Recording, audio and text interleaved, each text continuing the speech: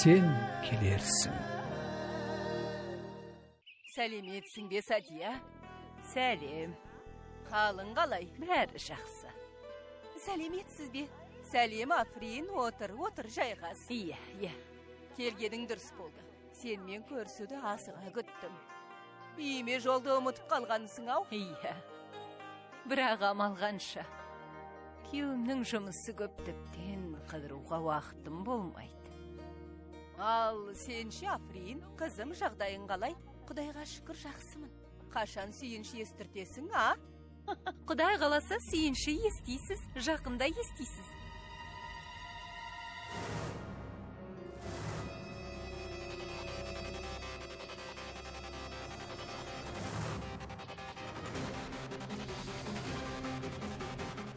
Өтінем, салқын сусынан алыңыз, сіз де алыңыз. Кешірім өтінем. Мен оны танымадым. Қалай танисыз? Сізбен енді жүздестік қой. Айтпақшы, өзімді таныстыра кетейін. Мен Сыдық мырзаның екінші әйелімін.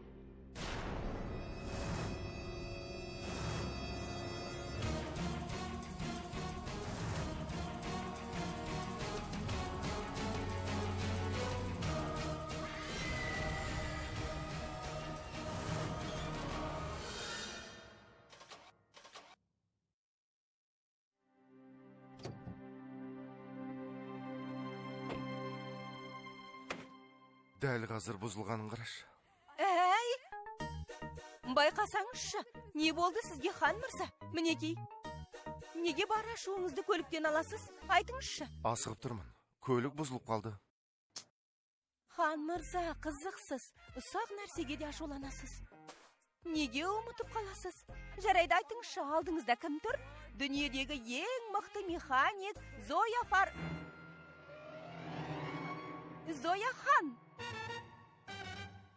Ханым, әуре болмай қой. Мен бір амалын табармын. Дарындылығыма күмәнданбай-ақ қойыңыз.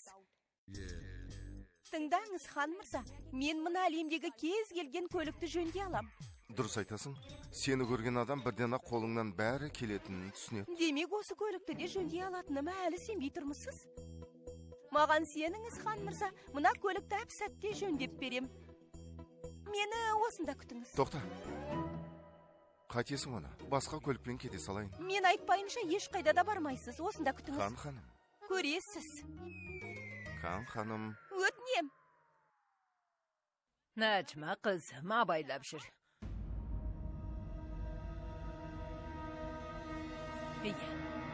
Көріскенше.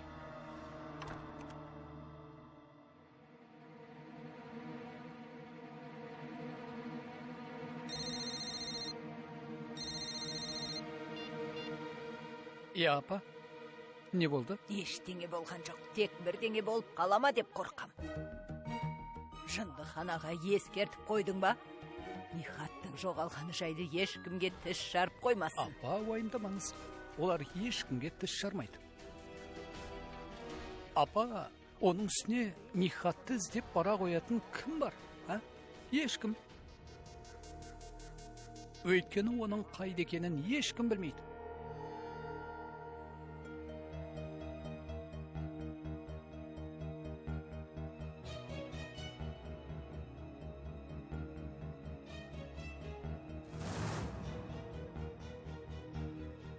Гетуэлл клиникасы. Тіпті Наджманың өзі де Гетуэлл клиникасын білмейді. Неге бұл туралы сұрадыңыз? Балам, Наджма келіп кетті. Оның қылықтары оғаш көрінді. Рас. Апа, ол Нихат үшін алаңдайды. Байғұстың сіңлісі ақылынан алжасты. Апа, сіз мүлде уайымдамаңыз. Наджма ештеңе біле алмайды. Нихатпен жолығу үшін жындыханаға баруым керек. Қазір байғұс қандай күйде екен?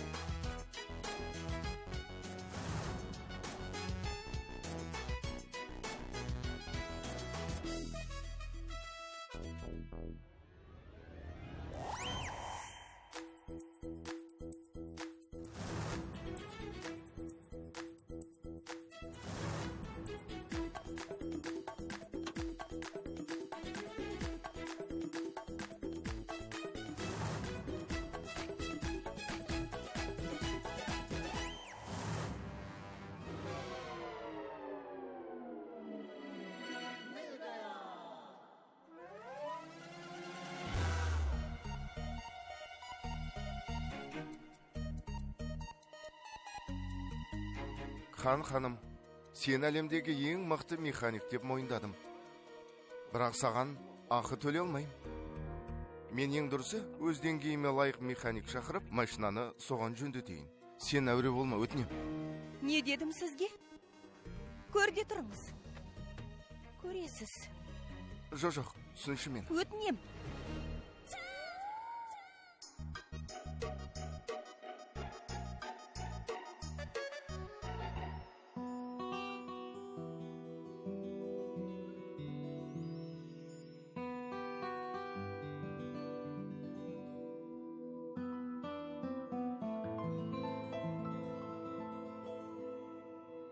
Не? Сүйкімді болып тұрсың.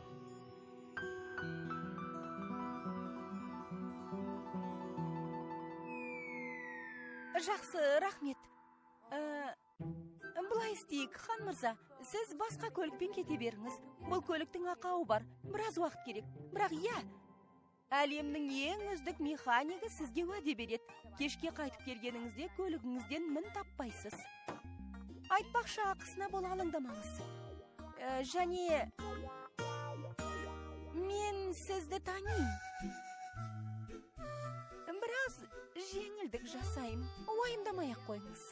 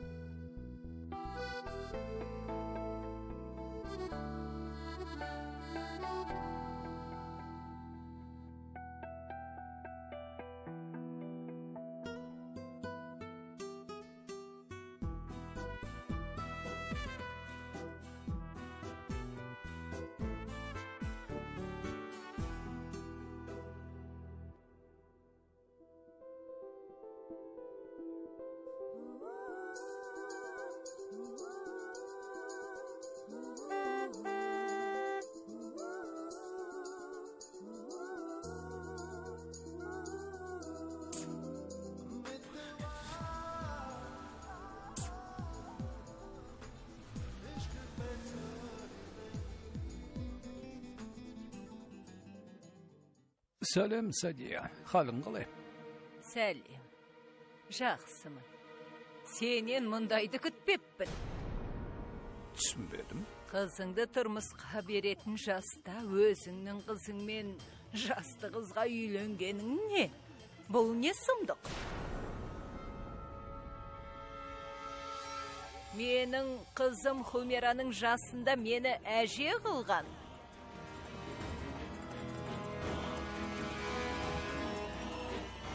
Сәлеметсіз бе, тәте? Тоба. Мына бой жеткен бикештің орамалсыз жүргені қалай? Хиджаб болмаса да, тым болмаса жаулық салмайсың ба? Бұл не өзі? Ұяттан безген түрі ме?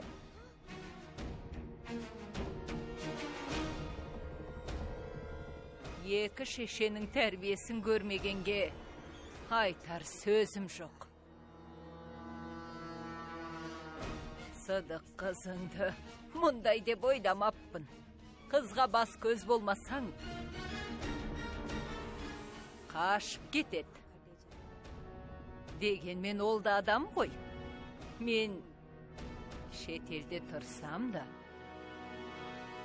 Австралиядағы қызыма жақсы тәлім тәрбие бердім. Ал сен елде жүріп, қызыңа әдепті үйрете алмапсың. Әпке, заман өзгерді ғой. Оның үстіне жастар бәрібір бала әке шешесінен көргенін қайталайды. Заман өзгерсе де, тәрбие өзгермейді. Әйел орамал тағып, бастан аяқ жабық жүру керек.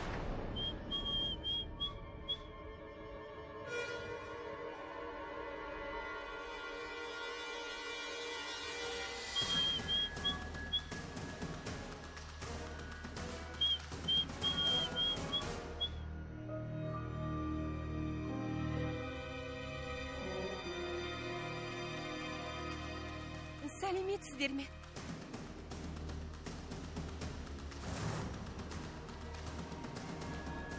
Сәлем. Құдай сақтасын. Бұл да осы үйдің қызы ма? Әпке, ол қызымыз емес, келініміз.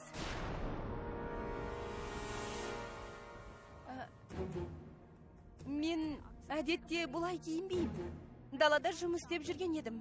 Сондықтан қазір ауыстырып келем. Отыра тұрыңыздар, өтінем.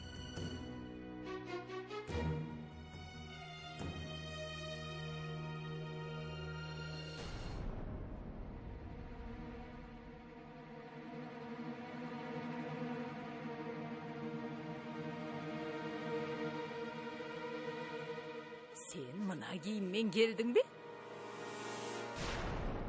Иә?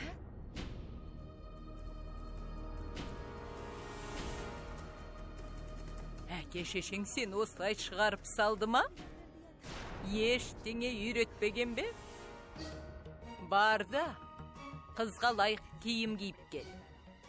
Мына Африн келінім сияқты киініп ал. Сен сыйлы әулеттің келінісің, сондықтан соған лайық киін. Бірақ мына киімнің несі жаман? Үлкен кісіге сөз қайтарасың ба? Разия, сен мынадай әдепсіздікке қалай ғана жол бересің? Не істейін, әпке? Егер ол менің келінім болса, мына қыздың екі аяғын бір етікке тығар едім. Бірақ мен оның енесі емеспін. Маған мынаны айтшы. Келінге әдеп үйретіп, тәлім тәрбие беру енелердің борышы емес пе? Демек, оның енесі өз міндетін атқара алмайды. Тыңдаңыз. Мен сізді расымен құрметтеймін. Киімім көңіліңізден шықпаса, егер жақтырмасаңыз, маған айтыңыз. Ал апамды бұған араластырудың қажеті жоқ. Сенің енең дұрысты бұрыстан ажырата алмайды. Білмейді. Өз келіне ел жұртқа тәнін көрсеткен емес. Ол бұған мүлдем намыстанбай ма? Дұрыс айтасың.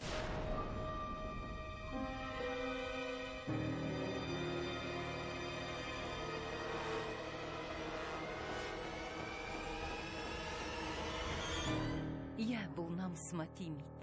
Енең осындай болса, әлбетте келіні бетсіз болады. Өзің әдептен жұрдай болсаң, келініңе не үйретесің?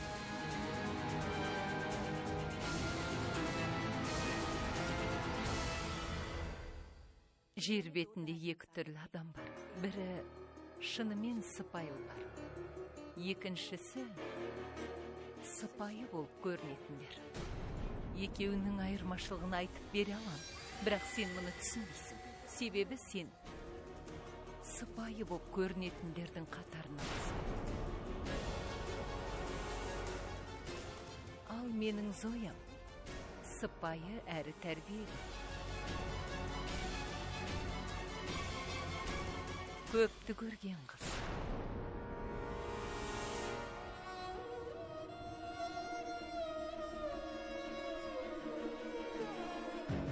Мен оған әрі ана, әрі енемін. Мені оның киімі қызықтырмайды. Ол Зояның таңдауы. Біреудің пікірі біздікінен бөлек екен деп оны жаман атты ете алмаймыз. Өз көзқарасымызды ешкімге тықпалауға хақымыз жоқ. Солай ма? Онда неге мына ұятсыз келінді бізге тықпалайсың? Ол бізді мазақ етуден шаршамайды, Тілшат. Жұрттың бәрі үстімізден күледі.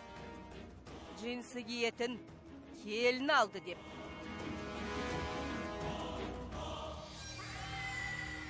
Жұрттың ешқашан ешкімге көңілі толған емес, Разия. Ең маңыздысы күйеуіңнің әйелі жайды ойы мен енесінің көз қарасы. Ал ұлым екеуміз Зоямыздан кінәлап іздеген емеспіз. Кешірім өтінем. Бұл отбасылық мәселеміз. Бұған бөтен адамның араласуға қақы жоқ.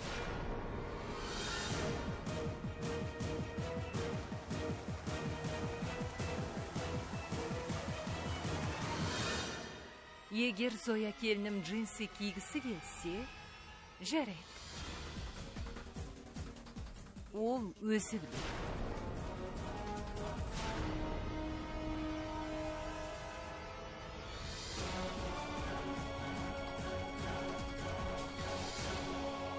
Өтінем, тағы бір рет тексеріңізші.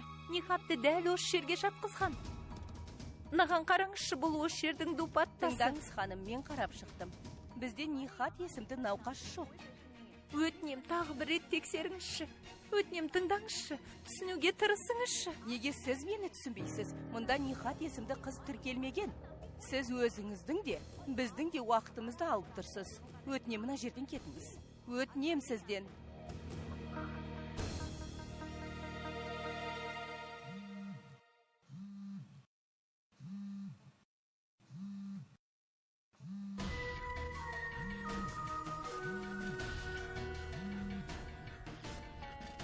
Алло, Алло, тыңдап тұрмын. мен Гетуэлл психиатриялық емханасынанмын. Тапсырмаңыз орындалды. Ешкімге айтпадыңыз ба? Бәрін сіз айтқандай орындадым.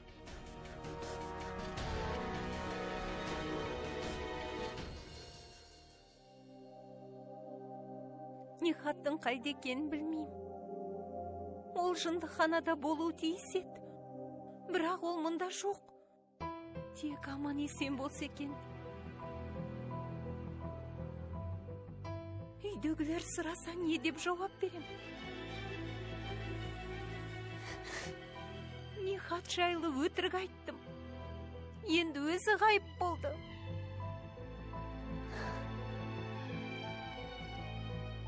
О, Құдайым, Нихат қайда жүрсе де аман болсыншы. Әйтеуір жамандыққа ұрынып қалмаса екен. Қайдасың, Нихат?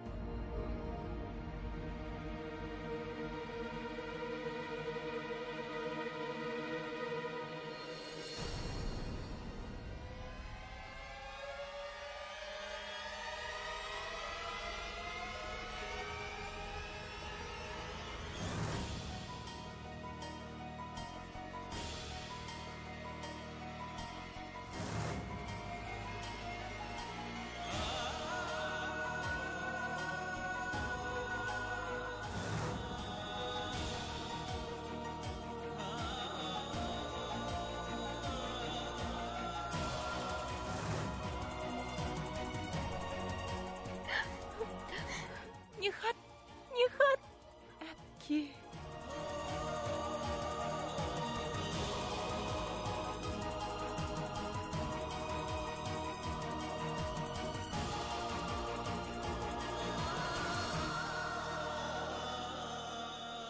Иә, хан мырза, сізге мынаны айту үшін хабарластым. Жұбайыңыз тағы да шаруаны керемет тындырды. Көлігіңіз жөнделуге шақ қалды. Құтты болсын. Жарайды, оны қоя тұршы. Өзің жақсысың. Яғни сәдет етейін. Охо, хан мырза, менде бәрі жақсы. Уайымдамаңыз. Оның үстіне, апам екеуіңіз маған тірек болсаңыздар, өзге де шаруам жоқ. Түсінесіз бе? Маған мынаны айтыңызшы. Осылай телефонмен ұзақ сөйлесе берсеңіз, жұмысты қалай аяқтайсыз? Кеңседегі істі тәмамдамасаңыз, үйге қалай қайтасыз? Қанеки, тездетіңіз. Түсіндіңіз бе? Сен түсінбейсің, ханым. Не дегенмен, жақында ғана үйлендім. Мен қанша тырыссам да, жұмысқа көңіл бөле алмайым. Оу! Мәселе осында ма? Онда жылдам үйге қайтыңыз. Мына мәселенің шешімін сосын ойластырамыз. Білесіз ғой, жұбайыңыз кез келген тығырықтан шығып кете алады.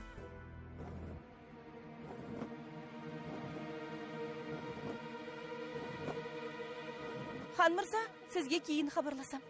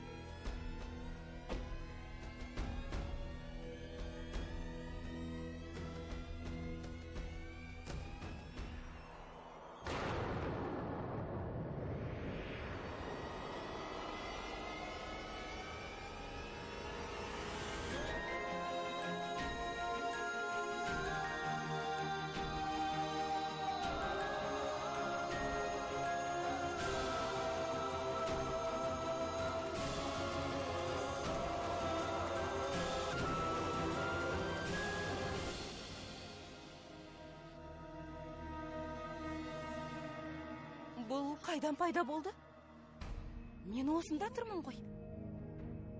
Демек кім болса да ол менің жанымда. Осы үйдің адамы. Егер Тангер болмаса, кім менімен ойнап жүр? Неге әлі бетпе-бет шықпайды?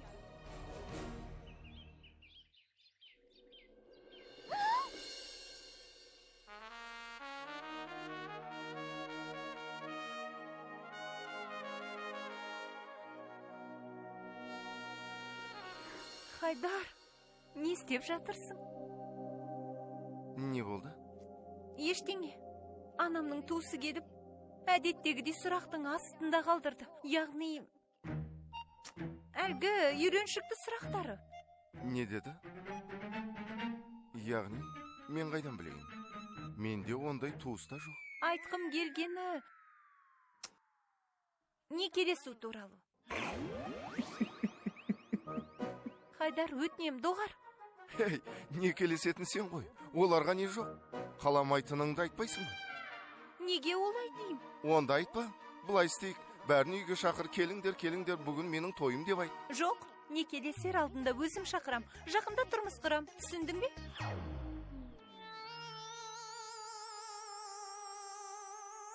Некелесеміз бе? Қайдан білейін? Бұл сенің тойың.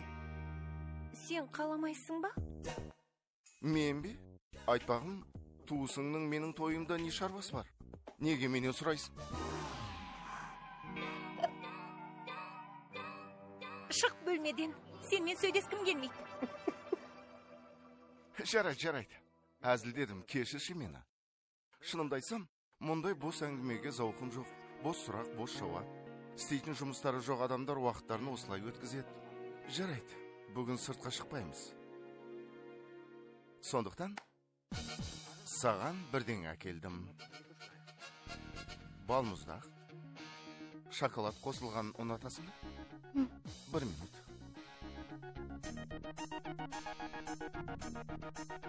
Тадам!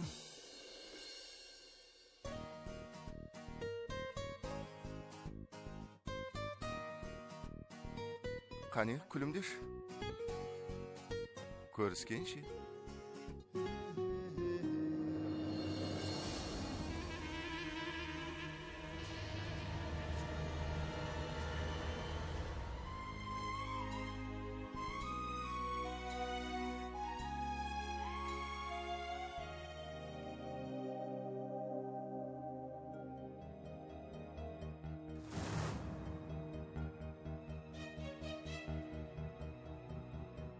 Мына суретті құрастырған сайын ішім алай-дүлей болады.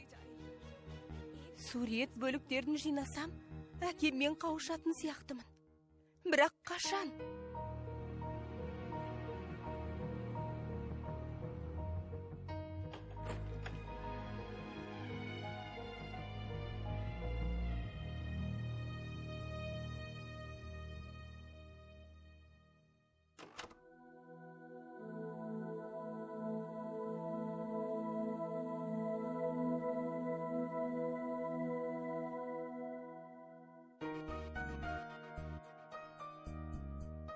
Сырттағы көлікті мінсіз етіп жөндепсің. Жарайсың. Қолыңның сиқыры бар ау, ханым. Нағыз данышпансың.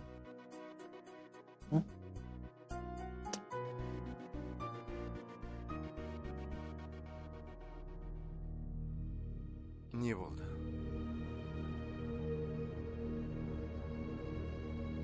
Бүгін мына суреттің тағы бір бөлшегін таптым.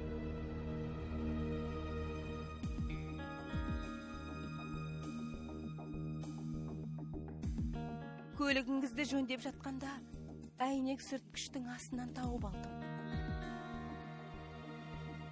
Бұл қалай болғаны? Демек сен сонда жүргенде, біреу сонда тастап кеткен бе? Түсінбедім. Дәл солай. Бөтен адам мұндай іске бармайды. Мұны істеп жүрген осы үйдің адамы. Тек көзге түскісі келмейді. Түсінесіз бе?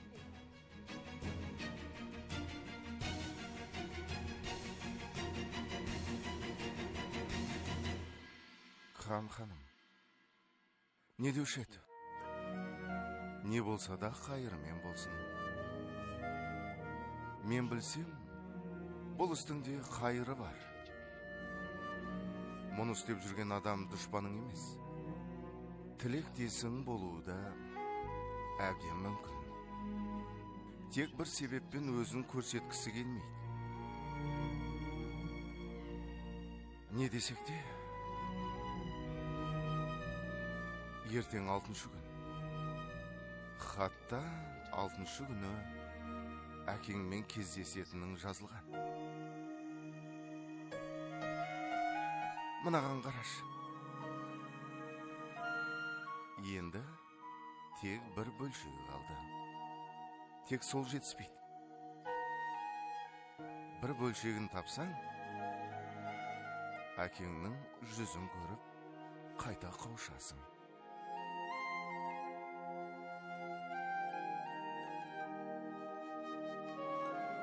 Тек аздап сабыр ет. Құдай қаласа, бәрі сіз айтқандай болса екен.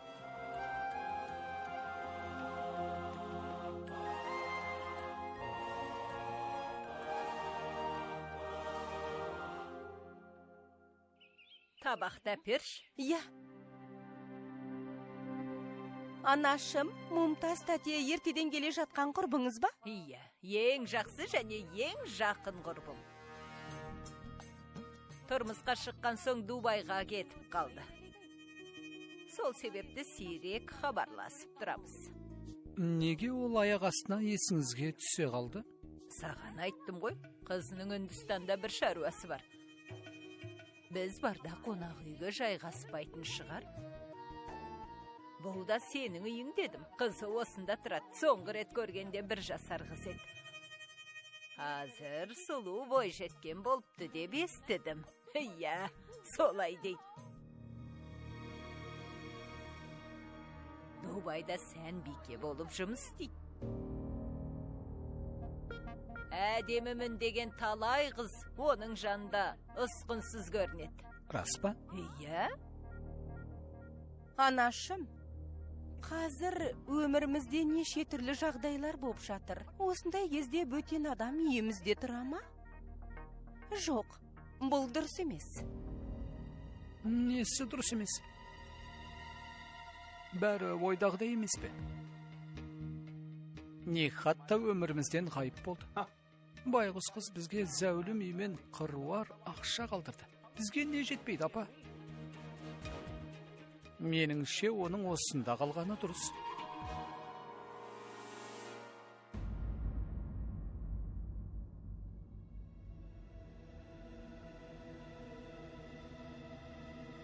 О, Құдайым, бұл қандай кітап? Қалай аталады?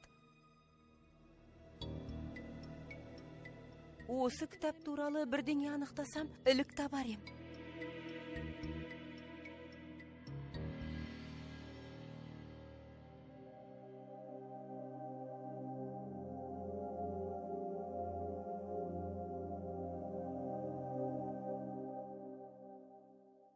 Кофе? Көп-көп рахмет. Бірақ қазір зауқым жоқ. Өзім қайнаттым. Не үшін? Өйткені Ваджиттің кофесі менің көңілімнен шықпайды. Хан мырза, маған айтпадыңыз ба, өзім кофе жасап беререм? Онда тұрған не бар? Неге олай дейсіз? Жұмыстан жаңа келдіңіз. Ал сізге кофе қайнату менің мойнымда. Мен сіздің жұбайыңызбын ғой. 1 минут күте тұр. Демек сен жақсы әйел болуға тырысып жүрсің ғой, иә? Кешірерсіз. Тырысып дегеніңіз қалай? Хан мырза, мен жақсы әйелмін. Дұрыс па? Мен... Өтінем, хан мырза, несіне ұзақ ойланасыз? Сонда сіз мені жақсы әйел деп ойламайсыз ба? Мен олай айтқан жоқпын. Бірақ соны айтқыңыз келді. Не айтқым келді? Бәрі жүзіңізге жазылып тұр. Жүрегіңіз де соны сыбырлайды. Демек, мен жақсы әйел емеспін. Сіз менен күмәнданасыз. Бірақ айтып қояйын, сізге дәлелдей де алам. Бәлкім мен дүниедегі ең үздік әйел шығармын. Тіпті үздіктің үздігі. Ең кереметі. Ең тамаша әйелмін. Жарайды, әуелі төменге түсірші. Құдай үшін. Жақсы. Сонда да қолымнан келмейді деп тұрсыз, солай ма? Тыңда, мен олай демедім. бар айтпағым, кез келгеннің қолынан бәрі келе бермейді. Нені айтасыз? Кімді айтасыз? Жарайды, жақсы. Хан мырза, бәстескіңіз келсе, онда жарайды. Мен сізге үлгі тұтарлық әйел екенімді дәлелдеймін. Сіз қалағандай, үйдің қарапайым да үлгілі келіні бола алам. Түсінікті ме? Енді көрде тұрыңыз. Ханым, тыңдашы. Өтінем. Мен...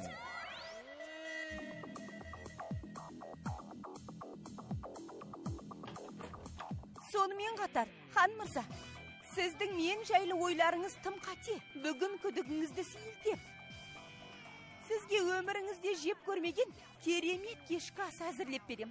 Таңғаласыз, қатты таңғаласыз. Түк қалдырмай жейтін боласыз.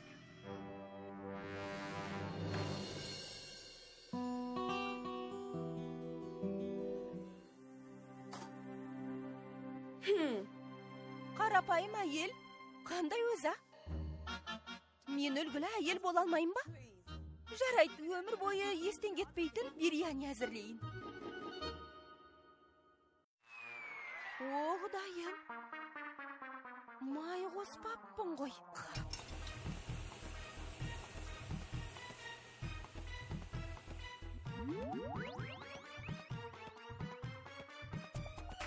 Әй, бұл... О, Құдайым.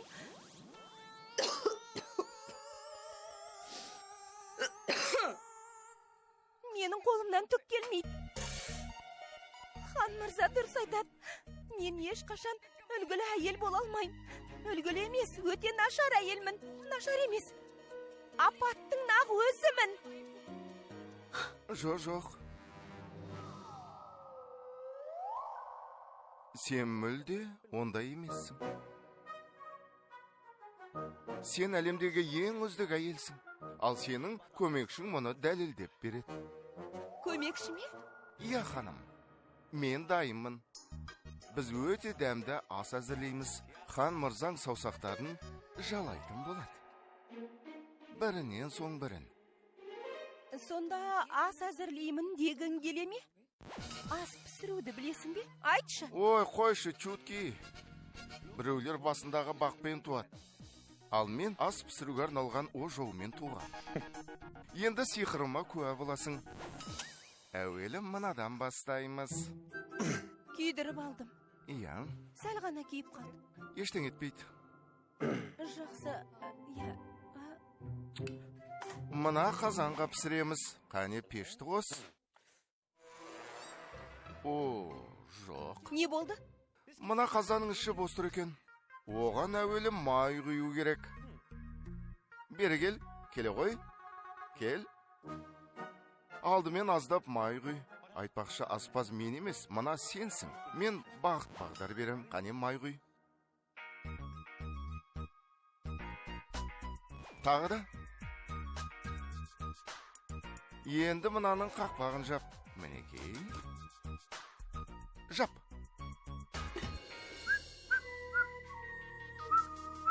Мәссаған, дайындық қызып жатыр екен. Айтпақшы, кім үшін дайындалып жатырсың? Солай ма? Күнде осылай жиналам ғой. Бірақ көш бұл күнде келмейді.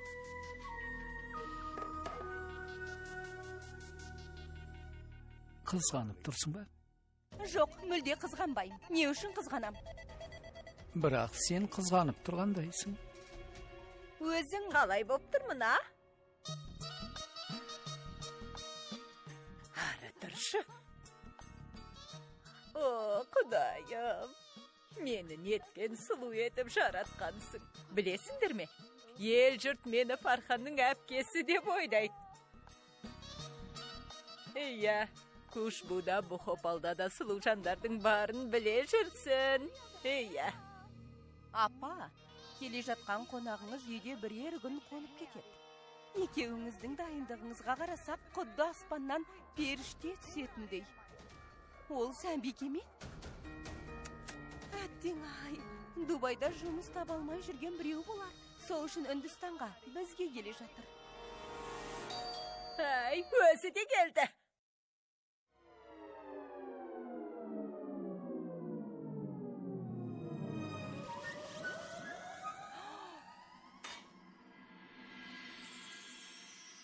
керемет қой. Жарайсың. Білесің бе? Өзімнің жақсы әйел екеніме күмәнданушы едім.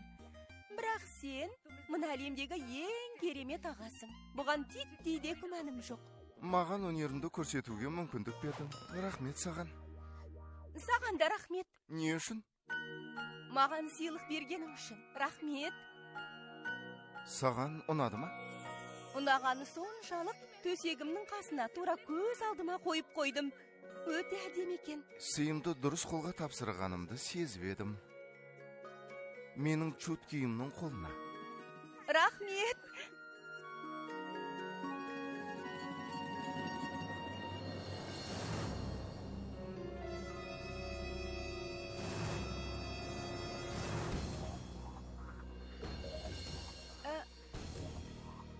Меніңше енді кеткенің жөн. Неге?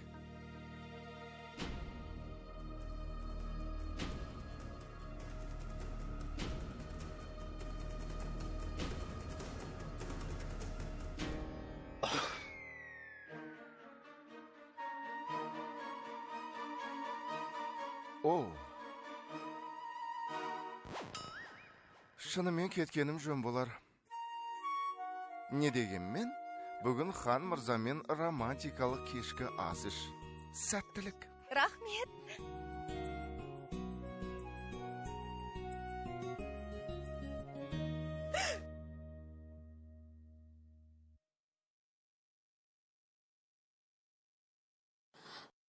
Тыңдаңызшы. Не істеп отырсыз? Қашан көрсем жұмыс істеп отырасыз. Денсаулығыңызды да ойламайсыз. Жақсы, тыңдаңыз. Жұбайыңыз сүйікті бириянеңізді пісіріп қойды. Тез қолыңызды жуып келіңіз. 10 минуттан соң ас әзір болады. Құп болады, ханым. Жақсы, жарайды.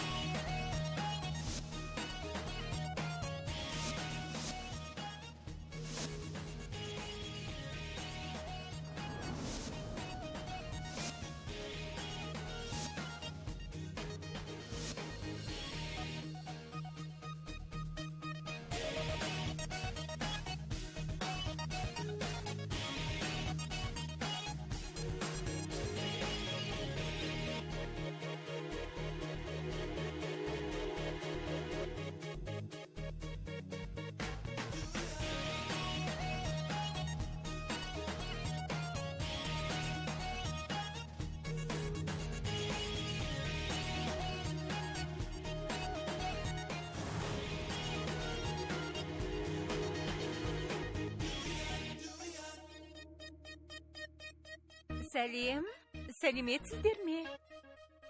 Мен Қошбумын. Қателеспесем, сіздер мені күтіп отырсыздар, я?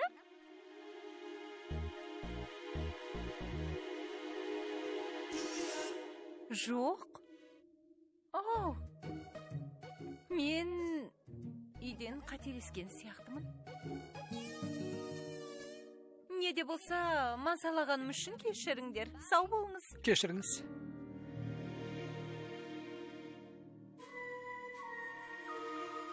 Сіз дұрыс үйге келдіңіз. Бәріміз сізді күтіп отырғанбыз.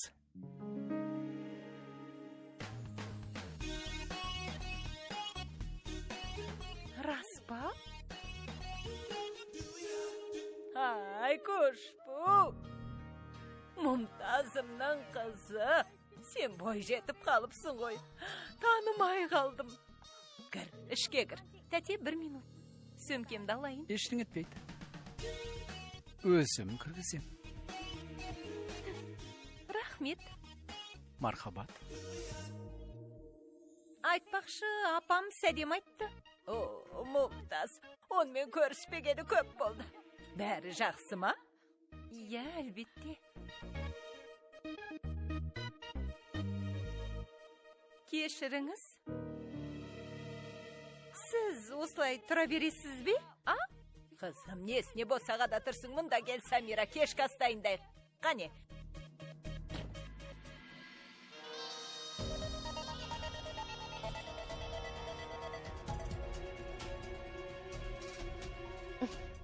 Айтпақшы, біз таныспыз ба? Мен Самира. Самира, қош бол. Қалғанын дастархан басында талқылаймыз. Өтінемін. әрине. Мен кешкі ас әзірлеймін. Иә, қызым, биряни жасаш тыңдаш, оған шафран қос, қазір қайда қойғанды көрсетем. Фильмді қазақ тіліне аударып дыбыстаған Астана телеарнасы 2025 жыл.